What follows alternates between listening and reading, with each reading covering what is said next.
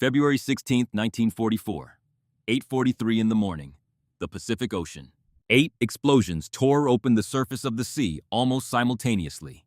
8 columns of white water, each one rising 60 meters into the tropical sky, erupted from the calm blue and hung there for a moment like enormous pillars of salt before collapsing back down onto the deck of the destroyer below. The ship heeled violently to one side. 15 degrees. 20 degrees. The gyroscope screamed, trying to pull her back. Metal fragments punched through the hull with the sound like canvas being ripped apart in the dark. The crew screamed. Captain Kenji Morita, 44 years old, stood frozen on the bridge. His hand still held the 21-centimeter binoculars, the finest optical instrument carried by any Navy on Earth at that moment. Lenses the size of dinner plates. Magnification 25 times. Light gathering power strong enough to identify enemy ship types at dusk, while American and British lookouts were still guessing in the fading light. Morita raised the binoculars. He swept the horizon left to right, right to left. Once, twice, 3 times. Nothing, not a shadow, not a thread of smoke, not a single disturbance on the surface of the water beyond the dying rings of those 8 enormous columns.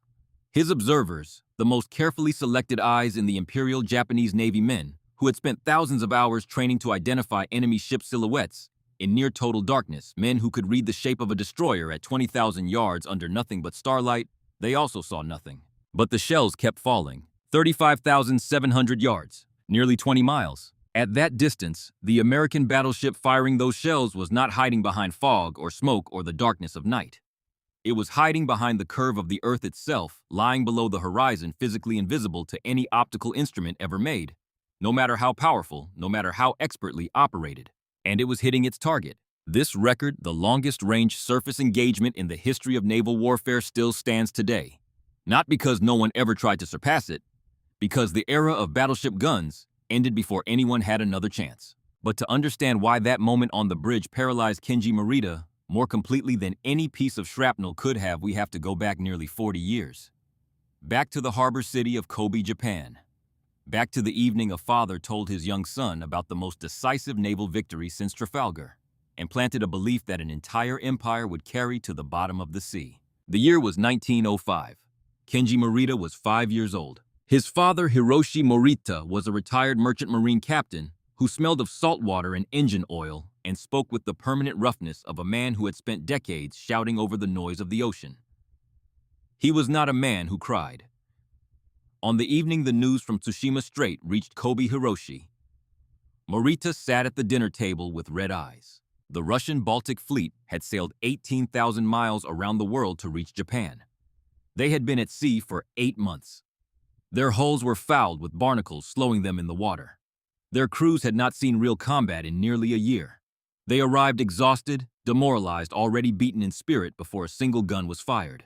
The Imperial Japanese Navy met them in the Tsushima Strait and destroyed them in less than 2 days. 21 Russian ships sunk, 7 more captured, more than 4,000 Russian sailors killed, 6,000 taken prisoner. Japanese losses: 3 torpedo boats, 117 men dead. It was the most complete naval annihilation in modern history. Sitting at that table in Kobe, Hiroshi Morita put his hand on his young son's shoulder and said the words that would shape the next 4 decades of Kenji Morita's life. The best sailor is not the one who fires the most shells. It is the one who sees first. 13 years later, in 1918, Kenji Morita put on a naval uniform for the first time. He was 18 years old with his father's steady eyes and his father's patience. His father stood at the door and watched him go without sentiment. He had already said everything that needed to be said. What followed was 15 years of training that most people in 1944 could not have imagined. Morita learned to use the 21-centimeter binoculars that Japan had developed through decades of engineering refinement. These were not ordinary naval optics. The Japanese had begun purchasing rangefinders and optical equipment from the British firm Barr & Stroud in Glasgow, beginning in the 1890s. Over the following decades, 96 Japanese officials visited that factory. They learned to build, calibrate, and repair every component. Japanese orders came to represent nearly 1/3 of the company's entire production. But they were not content to be customers. They were studying the way a student studies a master, with the intention of surpassing what they were learning. By 1930, Nippon Kogaku, drawing on additional expertise from the German firm Carl Zeiss of Jena, was producing optical instruments that matched or exceeded anything available anywhere in the world. Japan was completely self-sufficient. More than self-sufficient. They were innovating beyond what their teachers had achieved. The 21-centimeter objective lens gathered twice the light of standard naval binoculars. When American or British lookouts were struggling to identify a ship at 15,000 yards, in poor visibility, Japanese lookouts could detect that same ship at 18 or 20,000 yards.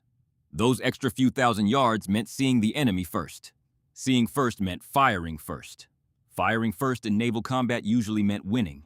Morita learned to use detachable filters, designed specifically for night vision filters, that captured and redirected available starlight and moonlight into the eye with remarkable efficiency. He learned to close his eyes at the precise moment his shipmates fired their guns so that the muzzle flash would not destroy his dark adaptation. He learned to use the brief moment of darkness between salvos to scan and adjust.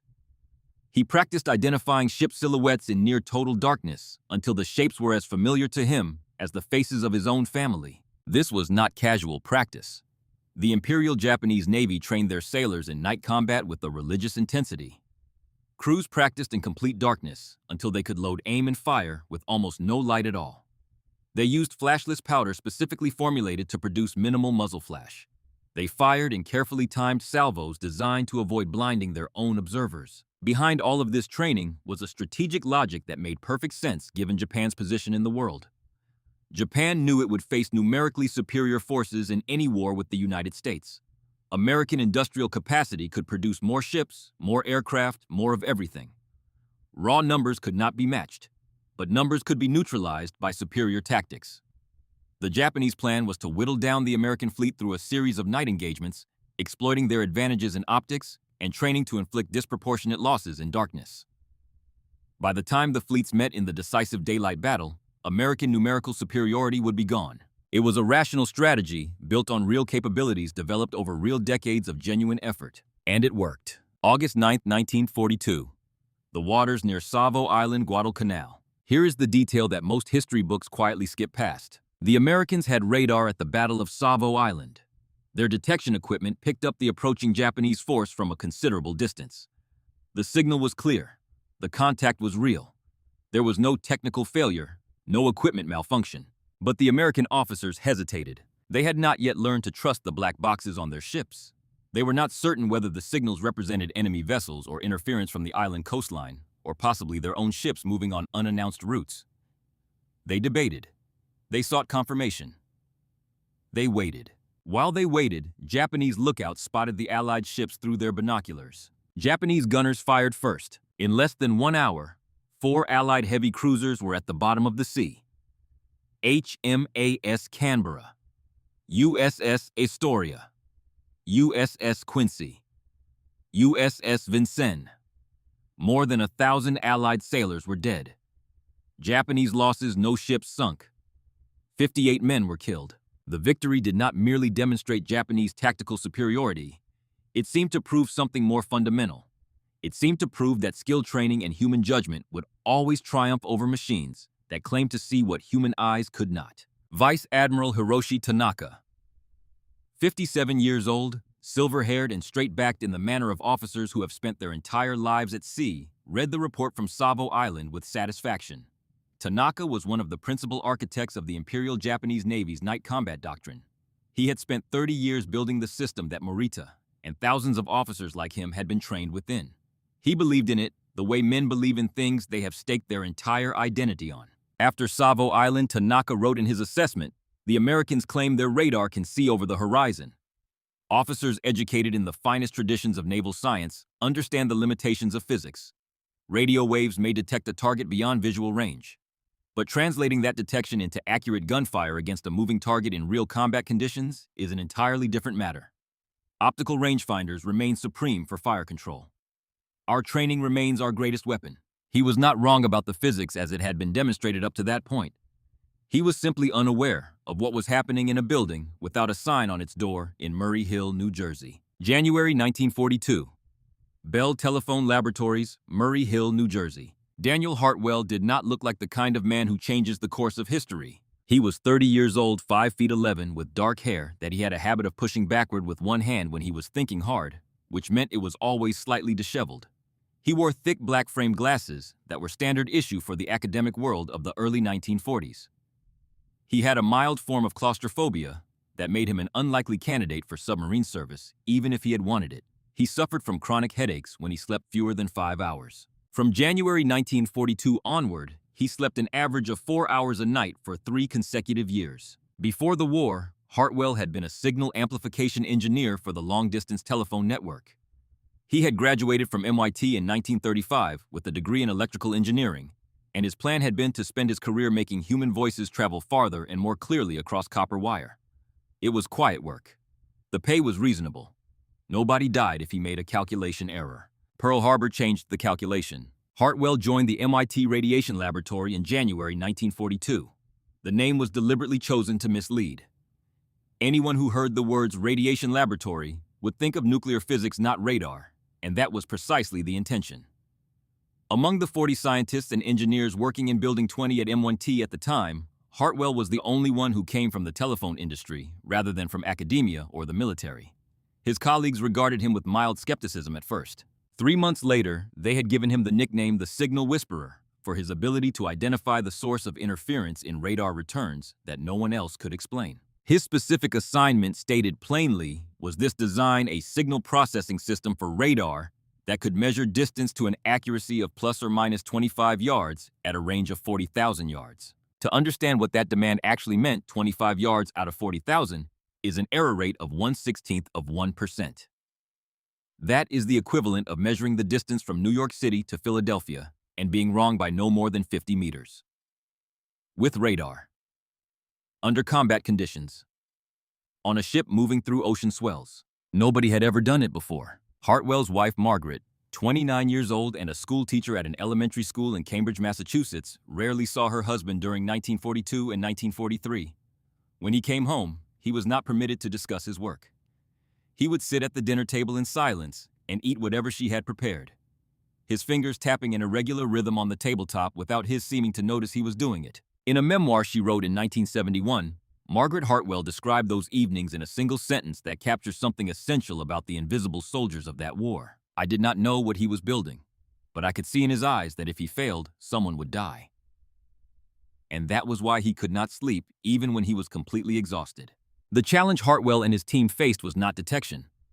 Radar detection already existed, and it worked reasonably well. The challenge was fire control. A ship moving at 30 knots covers more than 600 meters in the 42 seconds a large caliber shell takes to travel from the gun to the target at maximum range. That means you are not shooting at where the enemy ship is. You are shooting at where it will be 42 seconds from now. And to calculate that with sufficient precision to actually hit it, you need its exact speed and heading in the wind speed and direction, the air temperature and barometric pressure, the movement of your own ship, and at extreme ranges, the deflection caused by the rotation of the Earth itself. Optical rangefinders accomplish this by having a trained operator look through 2 lenses set several meters apart and calculate distance from the angular difference between the 2 views. It was an elegant system, and it worked well provided someone could actually see the target. Rain blinded it. Fog blinded it. Darkness reduced its effectiveness dramatically. And beyond 25 kilometers, the curvature of the Earth pushed the target below the horizon entirely. The Mark 8 fire control radar, when completed and integrated with the Mark 38 gunfire control computer on Iowa-class battleships, did something that would have sounded like science fiction 5 years earlier. It continuously measured the distance to a target with an accuracy of plus or minus 25 yards. It tracked bearing and calculated speed and heading by comparing position data across fractions of a second. It fed this information into an analog mechanical computer, a machine that used not transistors, but gears, cams, and gyroscopes, and that computer compensated for the roll and pitch of the firing ship, calculated the future position of the target, adjusted for wind speed, temperature, and at extreme ranges for the Coriolis effect from the Earth's rotation. No human being needed to see the target. No optical instrument needed to be pointed at it. No clear weather was required. The target did not need to be within the horizon. Only radio waves, mathematics, and steel. USS New Jersey was commissioned on May 23, 1943, at the Philadelphia Naval Shipyard.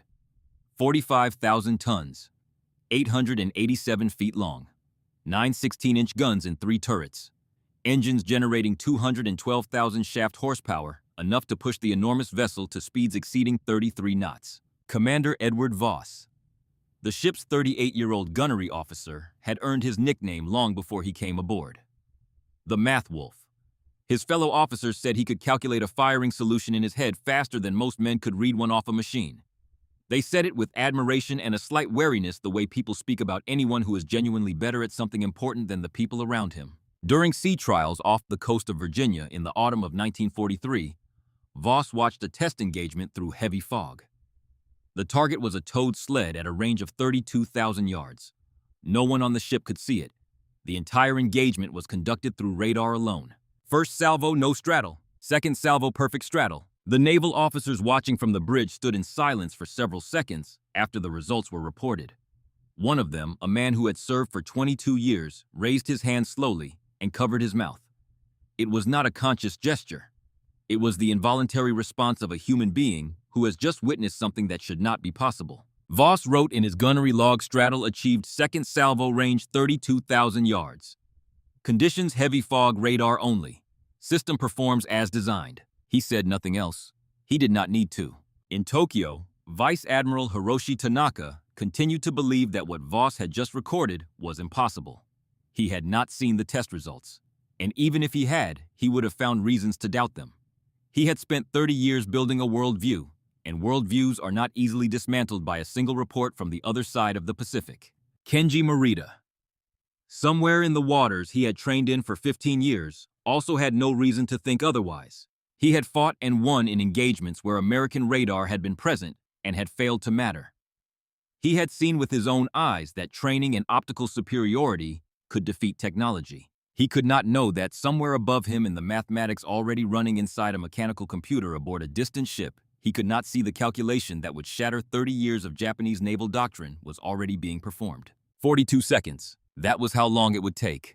42 seconds from the moment the guns fired to the moment the shells arrived. 42 seconds was all the time left before the world changed. On the bridge of his destroyer that February morning, Kenji Morita lowered the binoculars. He had swept the horizon 3 times.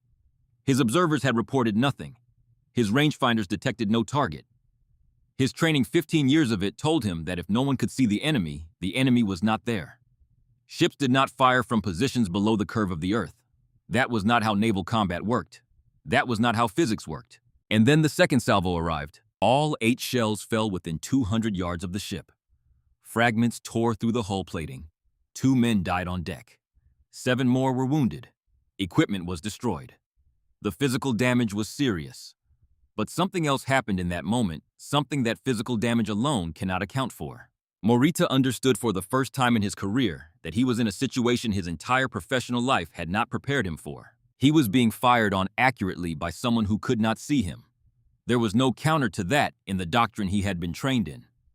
There was no maneuver, no tactic, no exercise from 15 years of practice that addressed an enemy who did not need to see you in order to kill you.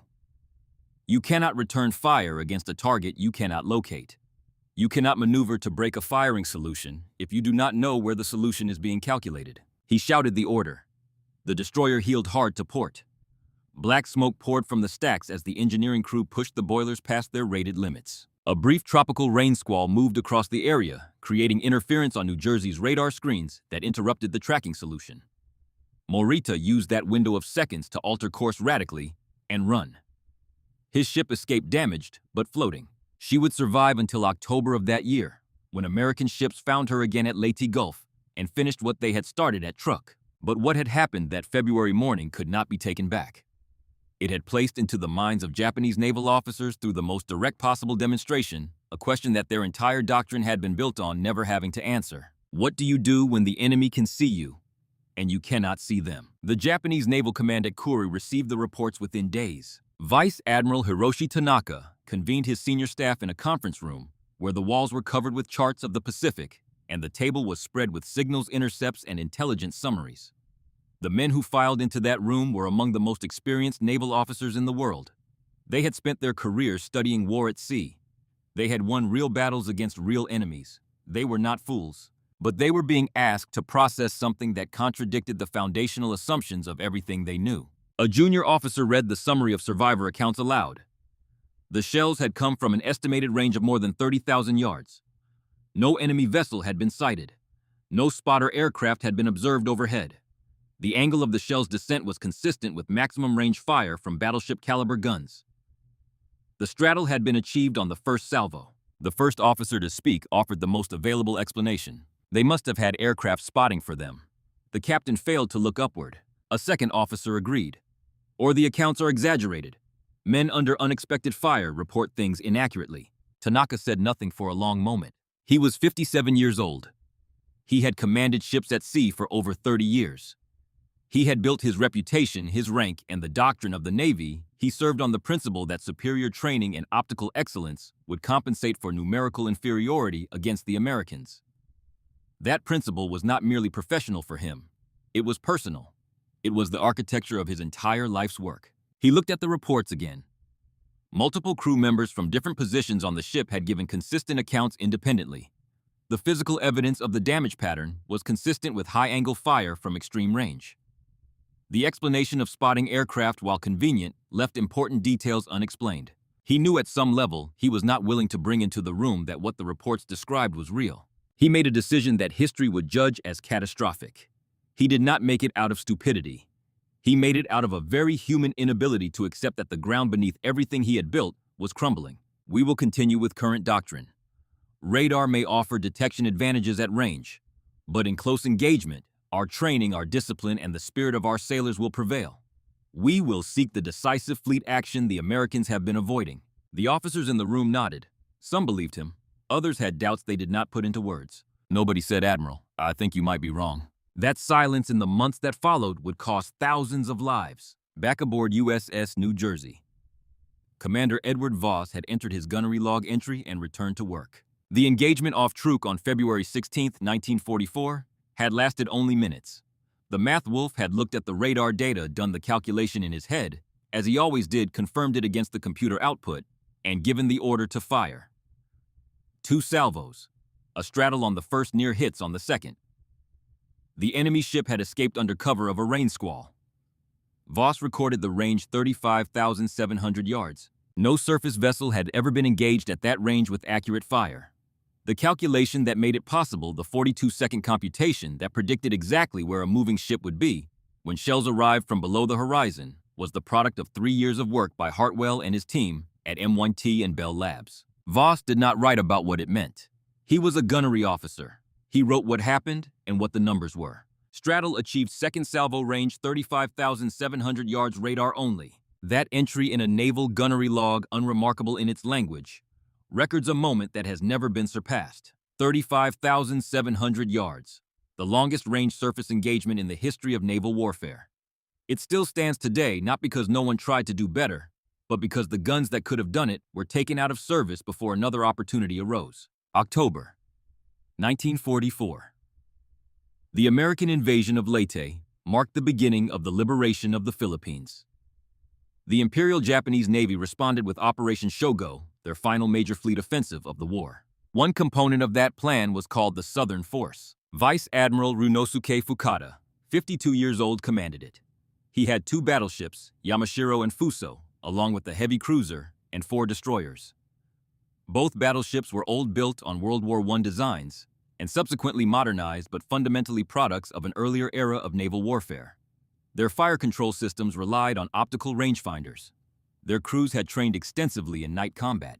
Fukada knew he was sailing into danger. He knew the Americans would be waiting. He believed that Japanese night fighting superiority would decide the outcome. He had been given no reason to believe otherwise. The decision made in that conference room at Kure had ensured that. On the other side of Surigao Strait, Admiral James Whitmore was waiting with 6 battleships: USS West Virginia, USS California, USS Tennessee, USS Maryland, USS Mississippi, USS Pennsylvania. Most of these ships had been pulled from the mud of Pearl Harbor after December 7, 1941. Their reconstruction had included something their original designs had never contemplated: modern fire control radar. Whitmore positioned his battleships in a line across the northern exit of the strait, a formation that gave his ships broadside fire, while the Japanese column approaching from the south could only respond with forward turrets. Tacticians had called this crossing the T for a century and a half. It was the same advantage Nelson had used at Trafalgar. But Whitmore had something Nelson could never have imagined. Radar that could see through absolute darkness as clearly as daylight sees through clear air. The night of October 24th to 25th was moonless. Visibility measured in yards, not miles. The kind of darkness that by every principle of Japanese naval doctrine should have represented their greatest possible advantage. At 3:51 in the morning, Whitmore gave the order. USS West Virginia had been tracking Yamashiro on radar for nearly 30 minutes. Range-bearing course and speed had been fed continuously into the Mark 37 fire control computer throughout that time. The firing solution was not an estimate. It was a calculation performed by a machine that had been tracking the target's exact position through every course adjustment and speed variation for half an hour. West Virginia opened fire at 22,800 yards. Her first salvo straddled Yamashiro. Think about what that means. Hold that fact in your mind for a moment and consider what it represents. In total darkness, at a range of nearly 13 miles. An American battleship that had been rebuilt from wreckage pulled out of the shallow water of Pearl Harbor achieved a perfect straddle on her very first salvo, using nothing but electronics and mathematics. No one on West Virginia had seen Yamashiro. No optical rangefinder had been pointed at her. No trained observer had identified her silhouette against the night sky. There was only the green glow of a radar screen, the mechanical turning of gears inside a computer, and the certainty of numbers that had been correctly calculated. California opened fire seconds later, then Tennessee, then Maryland, then Mississippi. 5 battleships poured shells into the Japanese column in the blackness of the Surigao Strait. On Yamashiro's bridge, Captain Haruo Nishide could see the muzzle flashes on the northern horizon. Brief, brilliant white pulses against the dark. He ordered his fire control officers to return fire. They tried. They aimed their optical rangefinders toward the source of those flashes, trying to calculate a range from the timing and the angle. But the enemy ships were too far away, the darkness too complete, the flashes too brief to give them what they needed. Japanese shells fell into empty water hundreds of yards from anything they could harm. Yamashiro began to absorb hits almost immediately. 16-inch and 14-inch shells drove through her aged armor plating. Fires erupted. Secondary explosions ripped through compartments as ammunition cooked off. Her speed dropped as damage accumulated. Her guns fell silent as the positions that controlled them were destroyed one by one. In 18 minutes of firing, the 5 American battleships launched more than 280 main battery rounds. At 4:19 in the morning, Yamashiro capsized and sank. Admiral Fukada went down with his flagship. Fuso, already struck by torpedoes earlier in the engagement, had broken in 2. Of the 7 Japanese ships that had entered Surigao Strait, 1 destroyer escaped. American battleship losses 0. This was the last battleship versus battleship engagement in the history of warfare. It ended not with a dramatic exchange between evenly matched opponents. It ended with something closer to an execution. The Japanese had brought optical fire control to a radar fight. The outcome had been decided before the first shell was fired. Commander Shigehiro Nishino, aboard the single destroyer that escaped, described the engagement years later in a post-war interview. His words have the quality of a man still trying to make sense of something that violated every principle his training had prepared him for. We could see nothing. Only the flashes of their guns on the horizon. Our rangefinders were blind in the darkness. We fired at the flashes, but we could not determine range. Our shells fell uselessly into the sea. Theirs found us with terrible precision. 30 years of training, the finest optical instruments ever produced. The most rigorous night combat doctrine in naval history. 18 minutes. Word traveled through the Japanese Naval Command faster than the High Command would have preferred. The pattern was consistent and unavoidable. American radar fire control was not a theoretical advantage. It was an operational reality that was changing the nature of every engagement. The Japanese attempted to respond. Their engineering teams worked to develop equivalent radar systems. They faced obstacles that were not primarily technical in nature. Japan's entire electrical equipment industry employed fewer workers than a single large American electronics plant. Japanese copper production could not supply the volume of wiring required to equip a fleet with radar on the American scale. When Japanese engineers did manage to produce functional radar sets, their ships often lacked the electrical generating capacity to operate them effectively. More fundamentally, there was the question of doctrine. Technology does not operate in isolation. It requires trained operators who understand how to read what it shows them. American crews had been training with radar since 1942, learning through 2 years of accumulated experience and painful mistakes. Japanese crews receiving radar equipment in 1944 and 1945 had no equivalent foundation. The hardware alone was not enough. As for Hiroshi Tanaka, the vice admiral, who had chosen his doctrine over the evidence at Kure, the consequences of that choice were now playing out in the smoke rising from Surigao Strait and the wreckage of Leyte Gulf. He had no more fleets to commit. The ships he had spent his career building a doctrine to command were at the bottom of the sea. He would spend the remaining months of the war in an increasingly diminished role, a man whose system had been weighed against a new reality and found wanting. He survived the war, but the navy he had helped to build, and the doctrine he had refused to reconsider, did not. But the Japanese were not finished. Desperate men find solutions that men with options would never consider. And in the weeks following Leyte Gulf, the Imperial Japanese Navy found a weapon that American radar fire control had never been designed to stop. It did not need to survive. It did not need to launch its weapons from a safe distance and escape. It needed only to arrive. October 25th, 1944. The same day the smoke was still rising from the wreckage at Surigao Strait. 5 Japanese aircraft dove into American escort carriers operating off the island of Samar. The pilots made no attempt to release their bombs and pull away.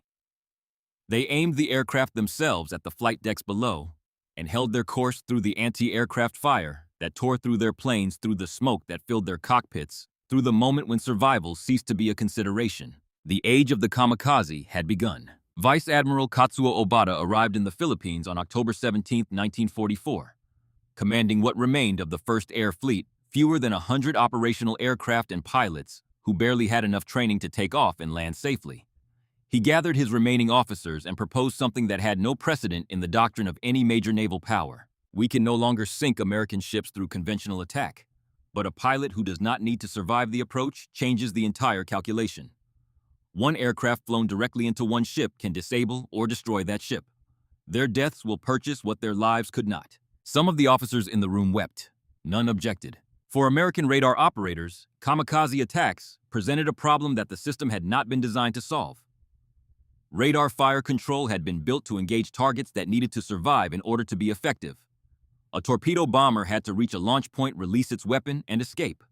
The survival instinct that all combat tactics had previously accounted for would, when an aircraft was hit and damaged, cause the pilot to break off. Kamikaze pilots had removed that variable entirely. A conventional aircraft damaged by anti-aircraft fire would turn away. A kamikaze pilot hit by the same fire would hold his course burning with perhaps one wing partly destroyed, and he would maintain that course until either his aircraft disintegrated completely or it reached the ship. Against conventional attackers, damaging an aircraft was often sufficient. Against kamikaze, only complete structural destruction counted. November 1944. The Philippines campaign continued, and the kamikaze attacks increased. In November alone, kamikaze attacks sank or damaged more than 40 American ships. Casualties climbed into the thousands. For the first time since the early weeks of the war, American sailors faced an enemy that their technological advantages could not reliably stop. Daniel Hartwell was in Washington when the November reports came in from the Philippines. He sat at his desk and read them in silence, his fingers tapping the irregular rhythm on the tabletop that his wife had described in her memoir. The same rhythm, the same silence, the same weight of understanding that if he did not solve this, people would die. He picked up the telephone and called MIT. "There is a problem," he said. "I will be there in the morning." April 6, 1945. 6 o'clock in the morning, the waters northwest of Okinawa. Raymond Westholm stood on the bridge of USS Bush and watched the radar screen. He was 34 years old, though the men under his command said he looked older than that now, after months of picket duty. He had the kind of face that showed effort rather than age, the kind that stays composed, not because nothing is happening behind it, but because the man wearing it has made a decision about what composure costs and decided it is worth paying. He wore his glasses at sea, and he had a habit of standing very still when he was thinking hard. So still that junior officers sometimes glanced over to make sure he was still breathing. He was thinking hard now. The radar screen showed a contact at 85 miles bearing 340 speed, approximately 200 knots. Then it showed 2 contacts, then 6, Then more than he could easily count as the formation dispersed into individual approach vectors designed to come at the picket line from multiple directions simultaneously. 355 aircraft had launched from bases in Kyushu that morning. This was Kikusui No. 1, the first of 10 coordinated mass kamikaze offensives organized for the defense of Okinawa. The name meant floating chrysanthemums, which had a certain poetry entirely at odds with what it actually represented. Westholm keyed his radio. Vector all available combat air patrol to picket station 1. The response told him what he already knew. There were not enough fighters. There were never enough fighters for all the stations simultaneously. The picket line stretched in a ring around the main fleet. 16 destroyers holding positions calculated to provide maximum radar detection range, while accepting the reality that the ships holding those positions would bear the first and heaviest weight of any attack. Westholm set the radio down. He looked at the screen again. "All hands to battle stations," he said. "This is going to be a long day." The problem Hartwell had been working on since the November reports arrived could be stated in one sentence. Hitting a kamikaze was no longer enough. A shell that passed close enough to an ordinary aircraft to damage it needed to do something entirely different to a kamikaze.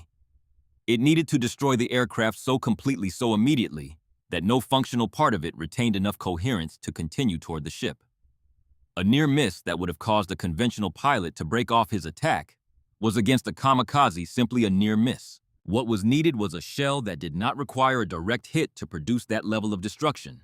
A shell that could be aimed to pass near the target and that would detonate at the optimum moment to fill the surrounding space with enough fragments to shred whatever it was near. The variable time fuse, which the men who developed it called the VT fuse, was one of the most closely guarded technical secrets of the entire war. Inside the nose of a standard 5-inch naval shell, engineers had placed a complete radar system, a transmitter, a receiver, processing circuitry, a detonation trigger, all of it small enough to fit within the dimensions of the shell's nose cavity, all of it durable enough to survive the roughly 20,000 gravity acceleration of being fired from a naval gun, all of it precise enough to function correctly while spinning at more than 500 revolutions per second. When the shell passed within a calculated lethal radius of a solid object, the radar return from that object changed in a specific and detectable way. The processing circuit recognized the change, triggered the detonator, and the shell exploded at the precise moment that maximized the density and spread of its fragmentation pattern relative to the target. The shell did not need to hit the aircraft. It needed to pass close enough that the cloud of high-velocity fragments produced by its detonation would shred the aircraft structure beyond the point where it could maintain flight. Hartwell received the preliminary test results in January 1945. Kill probability per round against kamikaze profile targets had increased by a factor of 4 compared to contact detonating ammunition under identical conditions. He read those numbers 3 times. Then he picked up the telephone and called the Navy Department. "It works," he said. "Get it to the fleet." The proof came at Iwo Jima in February 1945. USS Nevada, one of the Pearl Harbor survivors rebuilt with the latest fire control systems and now carrying VT fuse ammunition, faced 12 kamikaze aircraft in a single engagement during the island's bombardment. Her 5-inch guns, directed by radar and loaded with VT fuse rounds, destroyed all 12 before any of them reached the ship. 12 aircraft, 0 hits on Nevada. The concept was proven. The question was whether it could be scaled to meet what was coming at Okinawa, where the numbers were not 12 aircraft, but nearly 2,000. The mathematics of what Westholm was facing on April 6th were not complicated, but they were brutal in the clarity of what they implied. The radar was detecting the incoming aircraft at maximum range. The fire control computers were calculating approach angles and speeds with the same precision they had applied to the Yamashiro. The VT fuse ammunition in the magazines below his feet was the most effective anti-aircraft ordnance ever deployed in combat. And there were 355 aircraft coming toward him. The first kamikaze reached engagement range at 3 in the afternoon. Bush's 5-inch guns opened fire at maximum range. The Mark 37 Director tracking the incoming aircraft with mechanical precision. The VT fuse rounds detonating in the space around each target at the moment that maximized destructive effect. The first kamikaze came apart 2,000 yards from the ship. Then the second, then the third. The crews at the guns did not cheer. There was no time. Another contact was already on the screen, and behind it another, and behind that one more. The gun barrels were heating with sustained fire hot enough that the crews had begun pouring seawater over them between volleys to prevent the metal from warping. The ammunition handlers below deck were working at a pace that left no room for anything but the next shell, the next fuse, the next pass to the loading station. Westholm stood on the bridge and watched the radar screen and made calculations. He could track the rate at which his ammunition was being consumed against the rate at which contacts were appearing on the screen. He could estimate with reasonable accuracy how long he could sustain the current rate of fire before the magazines were too depleted to maintain an effective defense. He could see that the contacts were not diminishing at a rate that matched his consumption. There were more of them than his ship could stop. He did not say this to his crew. They knew it as well as he did. They kept loading. At 6:30 in the evening, one of the incoming aircraft broke through. It had been hit. That was visible from the bridge, the smoke trailing from one wing, the subtle wrongness in its flight path that indicated serious structural damage. Under any doctrine that had existed before October 1944, a pilot in a damaged aircraft would have broken off. The survival instinct would have taken over. This pilot held his course. The aircraft struck Bush's port side, penetrating the hull before its bomb detonated in the forward engine room. The explosion tore through 3 compartments. Bush lost power. Her speed fell away. She began to list to port. 2 more kamikazes struck within the following hour. They hit a ship that could no longer maneuver effectively to throw off their aim, a ship whose speed had dropped to almost nothing, a ship whose crew was fighting flooding and fire. Simultaneously, while trying to maintain whatever defensive fire the functioning guns could still deliver. At 7:45 in the evening, Westholm gave the order to abandon ship. He was one of the last men off. USS Bush sank with 94 of her crew. She had been fighting for more than 6 hours. In the days after Bush went down, when the action reports were being compiled and the casualty lists were being typed, someone on Whitmore's staff sat down with the numbers and worked through what the picket ships had actually accomplished. The calculation was cold and exact, in the way that mathematics is always cold and exact, regardless of what it is measuring. Bush and Calhoun, over their 6 hours of combat on April 6th, had destroyed more than 20 kamikaze aircraft between them. Each of those aircraft, had it reached the main fleet, would have had some probability of striking a carrier, a transport full of soldiers, a fuel ship. The accumulated probability of damage and death that those 20 aircraft represented, if they had reached their targets, substantially exceeded the cost of the 2 destroyers and their crews that had stopped them. This was the brutal arithmetic of the picket line. The destroyers were not being sacrificed carelessly. They were being used precisely, placed in positions where their destruction, if it came to that, would cost the enemy more than it cost the fleet they were protecting. Westholm had understood this when he took his station. His crew had understood it. They had held their position and done their job until the ship could no longer hold position and do the job. 94 men, more than 20 aircraft that never reached the carriers. The full Okinawa campaign ran from April through June 1945, and the 10 Kikusui attacks that Japan launched during that period represented the most concentrated kamikaze offensive in history. By the time it was over, the mathematics had been counted. Of the approximately 1,900 kamikaze aircraft committed to the defense of Okinawa, fewer than 200 achieved direct hits on American ships. The rest were destroyed by radar-directed fire from picket ships, and the main fleet, or intercepted by combat air patrol fighters, vectored onto incoming contacts by radar controllers. A hit rate of roughly 10%, and falling with each successive attack as American crews accumulated experience and the coordination between radar pickets, fighter direction officers, and shipboard gun batteries grew more efficient. Vice Admiral Katsuo Obata, commanding the kamikaze offensive from Kyushu, kept meticulous records. His diary entries from April and May 1945 have a quality of escalating despair that is difficult to read even at this distance. April 14th sent 185 aircraft reports, indicate most failed to return, few confirmed successes. April 28th, another 115 launched. American anti-aircraft fire appears impenetrable. The pilots are dying before they can close. May 11th, we are sending men to their deaths for diminishing returns. The Americans have found an answer, and yet we cannot stop. There is nothing else left. He kept sending them anyway, because there was nothing else, because stopping meant acknowledging that everything had failed. On August 15, 1945, Emperor Hirohito recorded an announcement of Japan's unconditional surrender, and the recording was broadcast to the Japanese people. Obata refused to accept it. He organized a final kamikaze mission. 11 aircraft pilots who had not yet flown their attacks launched from his remaining operational airfields toward the American fleet. Radar picket ships detected them at maximum range. Fire control computers calculated their approach angles and speeds. 5-inch guns loaded with VT fuse ammunition opened fire. All 11 aircraft were destroyed before any of them reached a target. The war ended as it had been decided in the mathematics that Hartwell and his team had built, and that the sailors on the picket line had paid the price to apply. Not with a dramatic final confrontation, but with 11 small contacts appearing on radar screens and then disappearing one by one as the numbers ran their course. Obata did not return from that mission.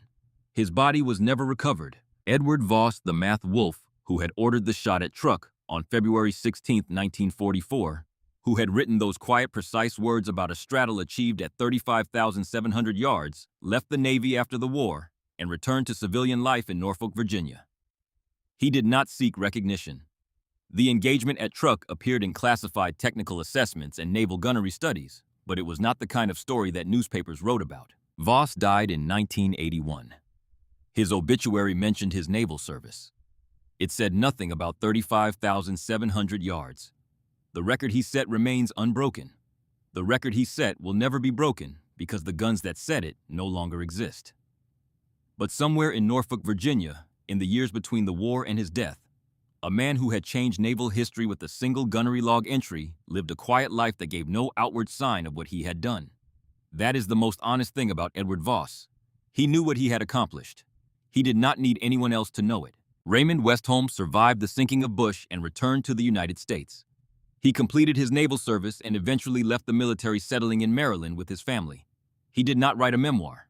He gave few interviews.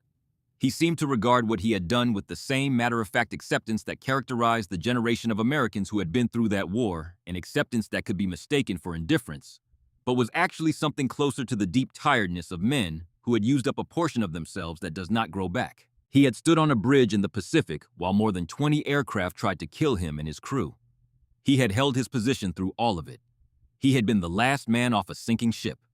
He had then gone home and lived a quiet life in Maryland, and apparently decided that was enough. It was enough. It was more than enough. Daniel Hartwell returned to Bell Telephone Laboratories after the war and moved into senior research roles before retiring in the 1970s. His wife, Margaret, outlived him by several years. In the last decade of his life, she later told their grandchildren he would sometimes sit at the dinner table in the evenings and tap his fingers on the tabletop without seeming to notice he was doing it. The same rhythm. The same habit that had followed him home from the war and never entirely left. He died in 1999 at the age of 89. In 1965, a historian researching the technological history of Pacific naval warfare traveled to Kobe, Japan, to interview a retired naval officer named Kenji Morita. Morita was 65 years old. He lived in a house not far from the harbor where 47 years earlier, his father had watched him leave in a naval uniform for the first time. He was still straight-backed in the manner of men who have spent their professional lives on ships. He received the historian politely and answered his questions with the careful precision of someone who had spent a long time thinking about what the war had meant. The historian asked him, of all the moments in your career, which one do you return to most often? Morita did not hesitate. The morning at Truk, he said. February 1944. I raised my binoculars and swept the horizon. Nothing. I swept it again. Nothing. And the shells were still falling. And he was quiet for a moment. I had spent 15 years learning to see, he said. My father taught me that the best sailor is the one who sees first. I believed that. I had built my entire career on it. And in that moment, I understood that someone had found a way to see that did not require eyes. The rules I had trained under were still true. They were simply no longer complete. The historian asked him how he had made sense of it afterward. Morita considered the question. My father told me the best sailor sees first, he said. He was right. He simply did not know, and neither did I. That seeing does not have to mean what we thought it meant. The Americans found a way to see with mathematics, with radio waves, with machines that could calculate where a ship would be before any human eye could find it. They saw first. They won. The principle was correct. Only our understanding of it was too small. The historian noted that Morita spoke without bitterness. Not with acceptance exactly, which implies resignation. With something closer to the clarity of a man who had spent 20 years working out the logic of a problem and had finally arrived at an answer that satisfied him, even if the answer was not what he would have chosen. Morita was asked one more question before the historian left. Did he think the outcome could have been different? Could Japan have developed equivalent radar fire control in time to change the result? Morita shook his head slowly. The technology, perhaps, he said, Given time, given resources, perhaps. But the doctrine, the willingness to trust a machine over the judgment of a trained man, that would have been very difficult for us. We believed in what we could see with our own eyes. That belief was our greatest strength. It was also, in the end, the thing that defeated us. There is a final chapter to this story. It is the chapter that connects everything that happened in those waters in 1944 and 1945 to the world that exists today, and it is the chapter that almost no one knows. The mathematics that Daniel Hartwell and his team developed to track a moving ship at extreme range to measure its position to within 25 yards, using reflected radio waves to calculate where it would be 42 seconds into the future, did not stay in the Pacific when the war ended.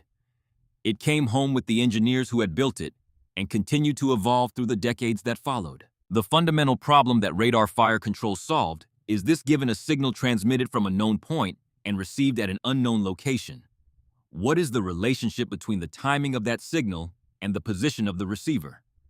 If you can measure that timing precisely enough, and if you know exactly where the transmitter is, you can calculate position to extraordinary accuracy. This is also precisely and exactly the fundamental problem that GPS solves. The global positioning system that today sits in the pocket of nearly 5 billion people, that tells a driver which lane to be in 3 seconds before a turn, that guides aircraft through zero visibility approaches to runways, that allows a hiker lost in wilderness to know their exact location to within 3 meters, runs on a mathematical foundation that was first developed under wartime urgency by engineers at MIT and Bell Labs, who were trying to figure out how to shoot accurately at ships they could not see. The same calculation, the same principle, signals from known positions measured with extreme precision, translated into exact location. The 42-second computation that predicted where Kenji Morita's ship would be when the shells arrived from below the horizon is in its mathematical bones the same computation that told you this morning the fastest route to wherever you were going. Daniel Hartwell died in 1999. He lived long enough to see GPS become a consumer technology available to ordinary people. He lived long enough to see his grandchildren use it without thinking about it, without knowing where it came from, without any awareness that the signal telling them where they stood had its origins in the work of an engineer who had not slept more than 4 hours a night for 3 years in a building at MIT during a war that ended before they were born. He did not, as far as any available record shows, make a point of telling them. That was consistent with everything else that is known about him. This is not a story about courage versus cowardice. The men who flew kamikaze missions at Okinawa demonstrated something that language struggles to name: precisely a form of sacrifice that most human beings will never be called upon to make. The sailors who fought at Surigao Strait on the losing side were professionals who had trained for years and who died at their posts doing exactly what they had been prepared to do. The crew of USS Bush held their position through 6 hours of sustained attack, and most of them came home. What distinguishes the men on one side of this story from the men on the other is not the quality of their character. It is the quality of the decisions made by the institutions that commanded them. Hiroshi Tanaka sat in a conference room at Kure and heard accounts of what had happened at Truk and chose to explain them away. He was not stupid. He was not cowardly. He was a man who had built an identity, a career, a worldview, and a navy around a particular set of principles, and he could not bring himself to say the words that the evidence required: those principles are no longer sufficient. Something has changed. We must change with it. This failure did not belong to the Japanese alone. American officers had radar at Savo Island in 1942 and hesitated to act on it, because acting required trusting something unfamiliar over the experienced judgment they had spent careers developing. The disaster that followed was in part the cost of that hesitation. What distinguished the American response was not the absence of this tendency, but the speed with which the institutions overcame it. When radar demonstrated its value, the Navy invested in training and doctrine in the elevation of officers who had mastered the new technology. By 1944, radar fire control was not experimental. It was standard. The gap between what Tanaka had been willing to accept and what Hartwell had actually built had become the gap between the living and the dead. Every organization eventually faces this moment. The moment when established expertise becomes inadequate, when the tools that built success are no longer sufficient for the environment that has emerged, when the choice is between the discomfort of changing everything you know and the comfort of explaining away the evidence that change is necessary. The Japanese battleships at the bottom of Surigao Strait are the answer to what happens when the choice goes the wrong way. USS New Jersey was decommissioned in 1948. She was recommissioned for Korea, decommissioned again, recommissioned for Vietnam, decommissioned again, and then in 1982, under the Reagan administration's Naval Expansion Program, brought back into service for a fourth time. Her 9 16-inch guns remained. In 1983, she fired those guns in combat for the last time, bombarding positions in Lebanon with the same effect they had produced 4 decades earlier. The fire control systems had been modernized. The principle was unchanged. She was finally decommissioned for the last time in 1991. The era of the big gun ended with her. Today, she is a museum ship in Camden, New Jersey, moored across the Delaware River from Philadelphia. You can walk her decks. You can climb into her turrets and stand where the loaders stood. You can go to the bridge and look out at the river and try to imagine what it meant to stand there on a morning in February 1944 and give an order to fire at a ship 35,700 yards away that you could not see and that could not see you, trusting entirely in numbers calculated by a machine built by a man you had never met, in a building you had never visited, who had not slept properly in 3 years. The Mark 37 directors are still mounted on her superstructure, pointing at angles that suggest they are still searching. The fire control computers are still in their compartments, gears and cams, frozen in positions they have held for decades. They do not look like history-changing instruments. They look like machinery, which is what they are. 35,700 yards. The record Edward Voss set on the morning of February 16, 1944, is still on the books. It will remain on the books because no battleship has fired at a surface target since, and no battleship ever will again. But the principle that produced the record is alive in everything. In every precision-guided munition.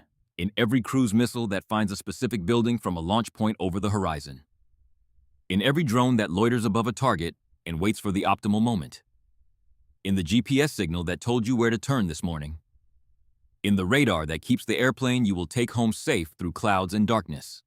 In every system that uses sensors to detect what human eyes cannot see, mathematics to calculate what human thought cannot process quickly enough, and mechanisms to act on that calculation with a precision that no human hand can match. The future still belongs to those who can see beyond the horizon. It always has. And the men who first proved it, the man who built the mathematics and lost years of sleep over it, the man who ordered the shot and wrote it down in quiet, precise words in a gunnery log that no newspaper ever quoted. The man who held his position on a picket station until there was no ship left to hold, and the old man in Kobe who raised his binoculars to an empty horizon and spent the rest of his long life thinking clearly about what that emptiness had meant. Those men went home and grew old and died without recognition. That matched what they had actually done. That is in the end the most honest thing about this story. The people who change history most profoundly are often the ones who leave the smallest footprints in it, not because their contributions were small, because the nature of what they contributed was not the kind that gets written on monuments. They solved a problem. They did the work. They trusted the numbers when it was easier and more comfortable to trust their eyes. And because of that, somewhere in the Pacific on the morning of August 16, 1945, the day after the war ended, a 20-year-old from Ohio or Texas or Pennsylvania sat on the deck of a ship and ate breakfast in the sunlight and did not know the names of the men who had made that morning possible. He still does not know. But he lived. That was the point. That was always the point.